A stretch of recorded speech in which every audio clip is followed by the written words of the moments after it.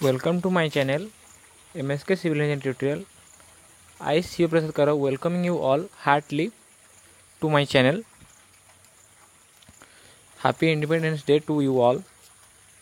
Friends, आज हम लोग यहाँ पे सिविल इंजीनियरिंग के कुछ इंटरव्यू क्वेश्चन डिस्कस करने वाले हैं जो कि काफ़ी इम्पोर्टेंट है एंड कई इंटरव्यू में भी पूछा जा चुका है।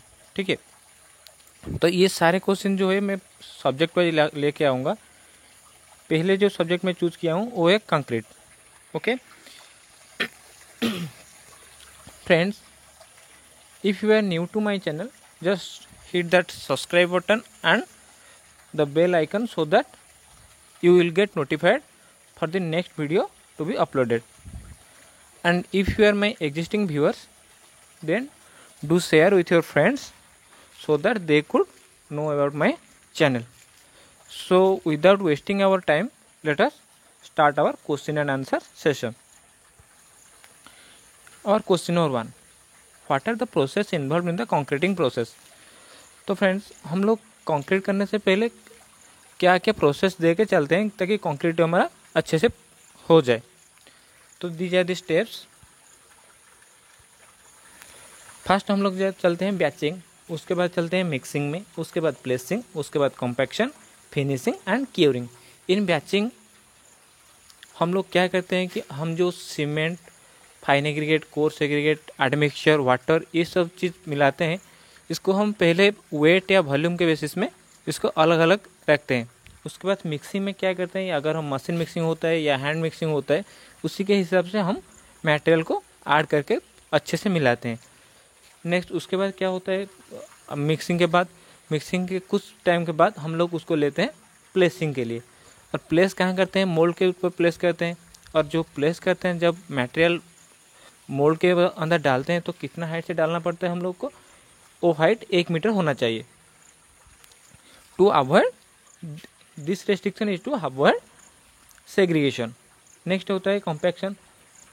वो मटेरियल तो हम डाल दिए, उसके बाद उसको कॉम्पैक्ट नहीं करने से क्या होता है कि उसके अंदर वॉइड रह जाता है। वॉइड जो होता है ना, वो हमारे स्ट्रेंथ को रिड्यूस कर लेता है, इसलिए हम उसको अच्छे से कॉम्पैक्ट कर लेते हैं। उसके बाद होता है फिनिशिंग। फिनिशिंग क्या होता है, अगर कंक्रीट को डालने के बाद और सरफेस थोड़ा अप एंड डाउन या बॉम्ब्स वगैरह रह जाता है, इसलिए हम उसको फिनिशिंग करते हैं। नेक्स्ट आता है curing. To meet the hydration demand we have to cure our concrete. तो चलते हैं next question, question number 2, what are the different classification of concrete in your knowledge. हम लोग के नॉलेज के बेस में क्या क्या कंक्रीट के क्लासिफिकेशन होता है। तो फर्स्ट ऑफ ऑल तो बाइंडिंग मटेरियल एक तो क्लासिफिकेशन है। नेक्स्ट होता है उसका प्रोपोर्शन बेस्ड, नेक्स्ट होता है कास्टिंग, नेक्स्ट होता है डेंसिटी बेस्ड। तो बाइंडिंग मटेरियल बेस्ड में क्या क्या कंक्रीट होता है, ये lime concrete, gypsum concrete, cement concrete, mod concrete. और बेस्ड ऑन प्रोपोर्शन क्या होता है, लो स्ट्रेंथ कंक्रीट जो कि M5 से लेकर M20 तक लो ग्रेड है। उसके बाद है मीडियम स्ट्रेंथ कंक्रीट जो कि M25 से लेकर M40 तक होता है। उसके बाद होता है हाई स्ट्रेंथ कंक्रीट जो कि M40 से लेके M80 तक होता है। ये जो बेस्ड ऑन प्रोपोर्शन के हिसाब से जो कंक्रीट के टाइप्स है ना, ये IS 456 में मेंशन्ड है। नेक्स्ट है बेस्ड ऑन कास्टिंग। कास्टिंग के बेस्ड में जो है वो है प्री कास्ट, नहीं तो cast in situ. Based on density क्या क्या है, extra light weight concrete, light weight concrete, medium weight concrete and normal weight concrete. Okay, next question, question number 3, different process involve in the finishing process. Friends, in finishing I have already told you that जो finishing जो होता है कि वो हम लोग extra surface के ऊपर जो एक्स्ट्रा मटेरियल लगा रहता है उसको स्मूथ करने के लिए हम फिनिशिंग करते हैं। तो इसमें फिनिशिंग में क्या क्या प्रोसेस रहता है, वो जो प्रोसेस रहता है ये क्या है, स्क्रीडिंग एक तो होता है, उसके बाद फ्लोटिंग, उसके बाद ट्रैवलिंग। स्क्रीडिंग क्या है, वो जो हम लोग रिमूव करते हैं, क्या रिमूव करते हैं कि जो छोटा छोटा बॉम्ब्स होता है उसको रिमूव करने के लिए हम स्क्रीडिंग करते हैं। देन स्क्रीडिंग के बाद जो अनइक्वल सरफेस रहता है उसको हम प्लेन करते हैं फ्लोटिंग के थ्रू। उसके बाद ट्रैवलिंग लेके उसको सरफेस को स्मूथ करते हैं। ये कुछ इमेजेस हैं जो स्क्रीडिंग, फ्लोटिंग एंड ट्रॉलिंग के हिसाब से, ठीक है। Next question, describe briefly the various methods of curing of concrete. What are the methods of curing of concrete? First method, wet hessian curing. Second, sprinkling of water curing. Third, ponding of water curing. Fourth, steam curing. Fifth, accelerated curing. Sixth, threading curing. तो ये wait hessian curing क्या है? हम लोग जो गन्नी bag लेते हैं ना, वो देते हैं कंक्रीट के सरफेस के ऊपर, उसके बाद पानी डालते हैं, उसको बोलते हैं वेट हेशियन क्यूरिंग। और स्प्रिंकलिंग ऑफ वाटर तो आप लोग को पता है, हम लोग डायरेक्टली वाटर स्प्रे करते हैं कंक्रीट के सरफेस के ऊपर। और पॉन्डिंग जो है वो आप लोग यहीं पे फिगर में देख सकते हैं, ये जो है पॉन्डिंग वाटर क्यूरिंग है। देन स्टीम क्यूरिंग जो है ये लगता है ऑटोक्लेव में। अगर हम ज़्यादा मटेरियल लेते हैं तो उसको स्टीम क्यूरिंग करके जल्दी से क्यूर कर लेते हैं। और एक्सेलरेटर क्यूरिंग भी वही स्टीम क्यूरिंग के जैसा होता है। देन शेडिंग क्यूरिंग क्या होता है, हम लोग छाव के नीचे पानी दे के उसको करते हैं, तो उसको बोलते हैं शेडिंग क्यूरिंग। नेक्स्ट चलते हैं question number 5, what is the minimum number of cubes required for cube test. हम लोग जो कंप्रेसिव स्ट्रेंथ के लिए क्यूब टेस्ट करते हैं, उसके लिए हम कितना नंबर ऑफ क्यूब्स लेते हैं? मिनिमम कितना चाहिए? हम लोग तो 3, 7, 14, 28 ऐसा करके चारों लेते हैं, और हर एक बार में 3-3 लेते हैं। लेकिन हम मिनिमम कितना ले सकते हैं? अगर मिनिमम होता तो मिनिमम हम लोग 6 ले सकते हैं, ताकि 3 क्यूब चेक करते हैं 7 डे में, और 3 कर सकते हैं 28 डे में। ये क्वेश्चन इंपॉर्टेंट है। Next, how water cement ratio affects the strength of concrete. आप लोग को तो पता होगा कि water cement ratio vital role play करता है स्ट्रेंथ ऑफ कंक्रीट में। तो अगर वाटर सीमेंट रेशियो लो होगा तो स्ट्रेंथ ज़्यादा होता है, अगर वाटर सीमेंट रेशियो हाई होगा तो कंक्रीट वर्केबल होगा और स्ट्रेंथ लेस होगा। और ऐसे भी हो सकता है कि वाटर सीमेंट रेशियो अगर, जैसे कि सेकेंड पॉइंट में लिखा हूँ कि low water cement ratio leads to serious problem in harden concrete. When water cement ratio is low in a fresh mix, then less water is available for hydration of cement. Hence, some amount of cement paste remain unhydrated. That leads to internally tension in concrete plus weak bond. यहाँ पे आप लोग curve के through देख सकते हैं कि water cement ratio कैसे हैम्पर करता है स्ट्रेंथ को। चलते हैं नेक्स्ट क्वेश्चन की तरफ। Question number 7, what is workability and brief its types and uses. Workability क्या होता है? ये होता है वर्क प्लस एबिलिटी। बेसिकली हम लोग जो लेते हैं कि हम कितना अच्छे से, कितना इजीली वर्क कर सकते हैं इस कंक्रीट को लेके, इसको बोलते हैं हम लोग वर्केबिलिटी। तो workability of concrete is that property of freshly mixed concrete which determines the easy and homogeneity with which it can be mixed, placed, consolidated and finished. And ये जो होता है 3 टाइप का होता है, on workable concrete, medium workable concrete and lastly होता है highly workable concrete. ये टोटली डिपेंड्स ऑन स्लम्प कि ज़्यादा वर्केबल किस में हो सकता है, लो वर्केबल किस में हो सकता है, और मीडियम किस में हो सकता है। ठीक है, चलते हैं नेक्स्ट क्वेश्चन की तरफ। Question number 8, what is bleeding, segregation and honeycombing of concrete. Bleeding जो होता है वो कंक्रीट के सरफेस के ऊपर में पानी चलता है, उसको हम ब्लीडिंग बोलते हैं। और सेग्रीगेशन जो होता है उसमें क्या होता है कि cement, fine aggregate and coarse aggregate अलग हो जाता है, और वाटर विथ फाइन एग्रीगेट अलग हो जाता है। ठीक है, इसको बोलते हैं हम लोग सेग्रीगेशन। तो देखते हैं कि क्या होता है ये सारी चीज़ें। तो prime factor for bleeding in concrete is the high dose of water cement ratio. Higher the water cement ratio weakens the concrete and leads to excessive bleeding. Next होता है सेग्रीगेशन। क्या सेग्रीगेशन 3 टाइप का होता है, coarse aggregate from the concrete mixture, cement paste from the concrete mixture and separation of water from the concrete mixture, जिसको हम bleeding बोलते हैं। और सेग्रीगेशन जो है वो लीड करता है हम लोग की जो होता है हनीकमिंग ऑफ कंक्रीट सरफेस, इसको सेग्रीगेशन लीड करता है, क्योंकि हनीकमिंग स्ट्रक्चर में क्या होता है, ज़्यादा वर्ड्स होते हैं। ज़्यादा वर्ड्स कैसे होगा, अगर सेग्रीगेशन होगा तो ज़्यादा वर्ड्स हो जाएगा।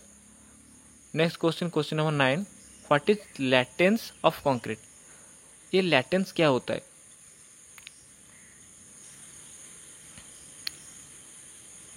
ये लैटेंस क्या होता है? ये लैटेंस जो है ना, हम लोग की ब्लीडिंग के टाइम में होता है। कैसे होता है, अगर पानी जो है वो ऊपर उठ जाएगा तो वो थोड़ा वॉइड्स रह जाएगा क्या, एग्रीगेट के और पानी के बीच में। तो अगर हम जब ट्रैवलिंग चलाएंगे तो वो एग्रीगेट नीचे नीचे चला जाएगा और ऊपर सरफेस में वॉइड्स रह जाएगा, और उस टाइम में जो वापस सरफेस का स्ट्रेंथ है वो रिड्यूस हो जाएगा। तो इसको क्या बोलते हैं, bleeding of water moves upward sometimes with this certain amount of cement moved along with water to the concrete surface. When top surface is worked off with the trowel, the aggregate goes down and cement paste from at the top surface. This is called lattice of concrete, and due to the formation of lattice, structure may lose its wearing capacity and decrease its life. तो आप लोग देख सकते हैं image में bleeding of concrete कैसे होता है। Then how bleeding can be control.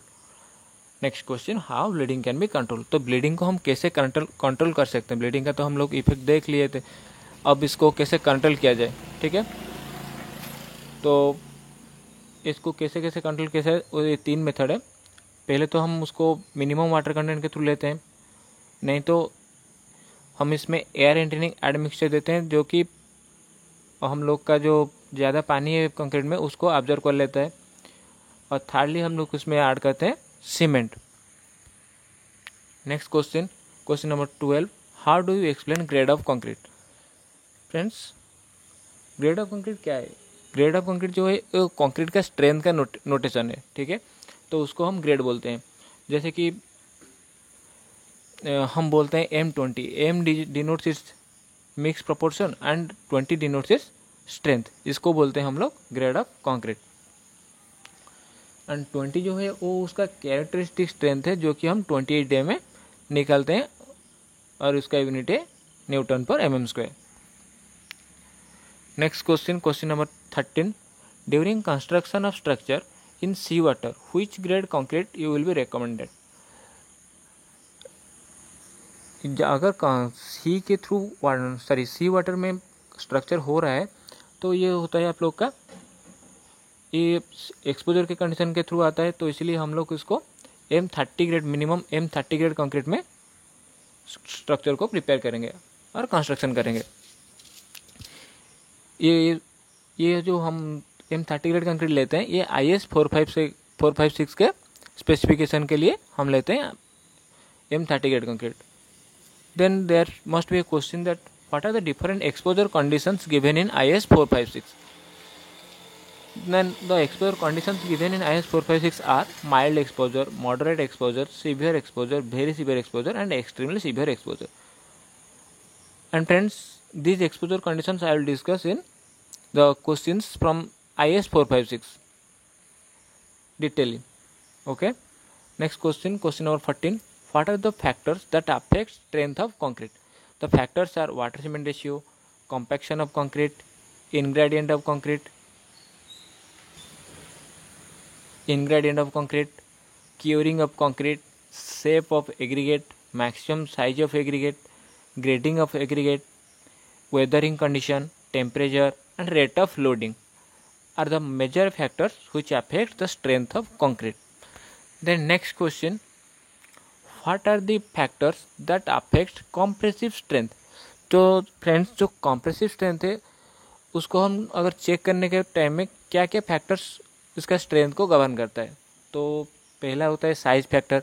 अगर हम ज़्यादा साइज, बड़ा साइज क्यूब लेते हैं, जैसे कि हम लेते हैं 150 mm साइज क्यूब, उसका स्ट्रेंथ उसी प्रोपोर्शन में जो भी होगा। हम लोग अगर 100 mm साइज या 7.5 सेंटीमीटर साइज क्यूब लेते हैं तो उसमें स्ट्रेंथ ज़्यादा होगा, क्योंकि इसमें ज़्यादा होमोजेनिटी है। तो उसके बाद आता है साइज फैक्टर। साइज फैक्टर क्या है, क्यूब और सिलेंडर में। अगर हम क्यूब लेते हैं, क्यूब में स्ट्रेंथ जो कंप्रेसिव स्ट्रेंथ कम आएगा रादर देन इन सिलेंडर में हम लोग कितना स्ट्रेंथ ज़्यादा पाएंगे, क्यूब्स में जितना स्ट्रेंथ आएगा उससे 25% ज़्यादा स्ट्रेंथ सिलेंडर में आएगा। नेक्स्ट होता है स्लेंडरनेस रेशियो। अगर मेंबर ज़्यादा स्लेंडर होगा तो उसमें स्ट्रेंथ कम आएगा क्योंकि बकलिंग के इफेक्ट में वो ब्रेक हो जाएगा। Next question number 16, why limit state method is economic. जो लिमिट स्टेट मेथड इकोनॉमिक इसलिए है, as per core definition limit state method is impending failure beyond with which a structure is cases to perform its intended functions satisfactorily in terms of either safety or serviceability। ये जो limit state method है safety and serviceability दोनों को लेकर चलता है, इसलिए हम इसमें पार्शियल सेफ्टी फैक्टर देते हैं और पार्शियल सेफ्टी फैक्टर के थ्रू ये सर्विसेबिलिटी कंडीशन को एंड सेफ्टी कंडीशन को इजीली हैंडल कर सकता है। और इसमें जो हम लेते हैं वो मैक्सिमम यूटिलाइजेशन ऑफ मटेरियल लेते हैं, इसलिए इसको बोलते हैं economic method. Next question number 17, explain fatigue. Can you point out some of the structure that may subjected to fatigue. Fatigue क्या होता है? फैटिग जो होता है वो अगर ग्रेजुअल स्ट्रक्चर में डैमेज होता है उसी टाइप लोड को हम बोलते हैं fatigue. Fatigue can be described as the gradual damage to a structure that occurs when it subjected to cyclic loading. Means अगर अर्थक्वेक टाइप का लोड होगा और सेस्मिक लोड होगा, इसमें फैटिग होता है, ठीक है। And the structure which are liable to fatigue loading are bridge that are heavily loaded, hydraulic presses, aircrafts, concrete reservoir, turbines, overhead cranes, transmission tower. These are the structures which are subjected to fatigue. Next question number 18, describe the various types of slump test indications. तो हम लोग slump जो है वो consistency और workability के लिए करते हैं कंक्रीट का, और जो slump है वो 3 टाइप का होता है, true slump, shear slump and collapse slump। ये जो कोलैप्स slump होता है वो हाईली वर्केबल होता है एंड जो ट्रू slump होता है वो लेस वर्केबल होता है, ठीक है। Next question, what is grouting. Grouting is a fluid form of concrete which is use to fill the voids. Friends, grouting हम लोग कहाँ करते हैं? अगर ये स्लैब हो गया आप लोग का एंड ये है गया आपका वाल, ये जो गैप है इस गैप को तो हम कंक्रीटिंग नहीं कर सकते हैं, इसलिए हम यहाँ पे गन के थ्रू इसको पॉइंटिंग करते हैं, इसको बोलते हैं ग्राउट, ठीक है। Next question number 20, what are the test done for concrete. We are preparing slump test, water absorption test, compressive strength test and water permeability test for the concreting process. Thank you friends for viewing my channel.